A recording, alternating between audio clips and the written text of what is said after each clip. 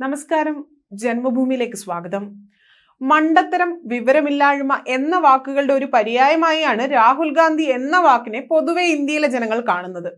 വിവരമില്ലായ്മയും ബുദ്ധിശൂന്യതയും ഒരു കുറവല്ല എങ്കിലും അതൊരു അഹങ്കാരമായും ആഭരണമായും കൊണ്ടു നടക്കുന്ന വളരെ അപൂർവം ലോക നേതാക്കളിൽ ഒരാളാണ് രാഹുൽ ഗാന്ധി. അടുത്ത 5 കൊല്ലം ഇന്ത്യ കാണാൻ പോകുന്ന ഏറ്റവും വലിയ ദുരന്തവും ഈ മനുഷ്യൻ ഇന്ത്യയുടെ പ്രതിപക്ഷ നേതാവ് സ്ഥാനത്ത് ഇരിക്കുന്നതായിരിക്കും എന്ന് പറഞ്ഞാൽ അതൊരു തെറ്റാവുകയില്ല. എന്നാൽ രാഹുൽ ഗാന്ധിയുടെ വായിൽ നിന്ന് വരുന്നത് സ്വാഭാവിക മണ്ടത്തരങ്ങളല്ല എന്നും അത് കൃത്യമായി തെറ്റിദ്ധാരണ പരത്താൻ ഉദ്ദേശിച്ചിട്ടുള്ളതാണ് എന്നും മനസ്സിലാക്കിയിരിക്കുകയാണ് ഇപ്പോൾ BJP.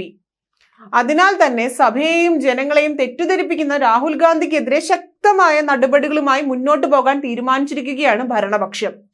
ഇതിന്റെ ഭാഗമായി കഴിഞ്ഞ ദിവസം ലോക്സഭയിൽ പ്രതിപക്ഷ നേതാവ് രാഹുൽ ഗാന്ധി വസ്തുതാവിരുദ്ധമായ പരാമർശം നടത്തി സഭയെ തെറ്റിദ്ധരിപ്പിച്ചതിനെതിരെ നടപടി ആവശ്യപ്പെട്ടുകൊണ്ട് രംഗത്ത് വന്നിരിക്കുകയാണ് ഡൽഹിയിൽ നിന്നുള്ള MP-യും മുൻ വിദേശകാര്യ മന്ത്രി സുഷമ സ്വരാജിന്റെ മകളുമായ ബൻസൂരി സ്വരാജ്. തെറ്റിദ്ധരിപ്പിക്കുന്നതും വസ്തുതാവിരുദ്ധവുമായ പ്രസ്താവന നടത്തിയ കോൺഗ്രസ് MP രാഹുൽ ഗാന്ധിക്കെതിരെ നടപടി സ്വീകരിക്കണമെന്ന് സ്പീക്കർ ഓം ബിർളയോട് ബൻസൂരി സ്വരാജ് ആവശ്യപ്പെട്ടിരിക്കുകയാണ്.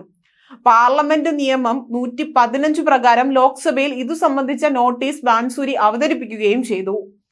BJPയുടെ മുതിർന്ന നേതാവായിരുന്ന സുഷമ സ്വരാജിന്റെ മകളായ ബൻസൂരി പ്രഗത്ഭയായ സുപ്രീം കോടതി വക്കീൽ കൂടിയാണ്.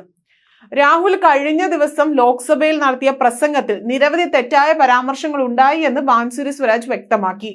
ഇതേ തുടർന്ന് പ്രതിപക്ഷ നേതാവിന്റെ ബോധപൂർവമുള്ള കൃത്യവിലോപത്തിനെതിരെ നടപടിയെടുക്കണമെന്ന് ബൻസൂരി നൽകിയ നോട്ടീസിൽ പറയുന്നുണ്ട്. അഗ്നിവീർ പദ്ധതിയെക്കുറിച്ച് രാഹുൽ പറഞ്ഞ കാര്യങ്ങൾ യാഥാർത്ഥ്യവുമായി ഒരു ബന്ധവുമില്ലാത്തതാണ്. ഇതുമായി ബന്ധപ്പെട്ടാണ് ബൻസൂരി സ്വരാജ് സ്പീക്കറെ സമീപിച്ചിരിക്കുന്നത്. കൂടാതെ കർഷകരെ കുറിച്ചും MSPയെ കുറിച്ചും രാഹുൽ നടത്തിയ പരാമർശങ്ങളും വസ്തുതാവിരുദ്ധമാണ് എന്ന് ന്യൂഡൽഹിയിൽ നിന്നുമുള്ള പാർലമെന്റ് അംഗമായ ബൻസൂരി സ്വരാജ് ചൂണ്ടിക്കാട്ടിയിരുന്നു. അഗ്നിവീർ പദ്ധതിയിൽ വീരമൃത്യു വരിക്കുന്ന സൈനികന് ഒരു ആനുകൂല്യങ്ങളും ലഭിക്കുകയില്ല എന്ന രാഹുൽ ഗാന്ധിയുടെ പ്രസ്താവനയ്ക്കെതിരെ വീരമൃത്യു വരിച്ച അഗ്നിവീറിന്റെ കുടുംബം തന്നെ രംഗത്ത് വന്നിരുന്നു.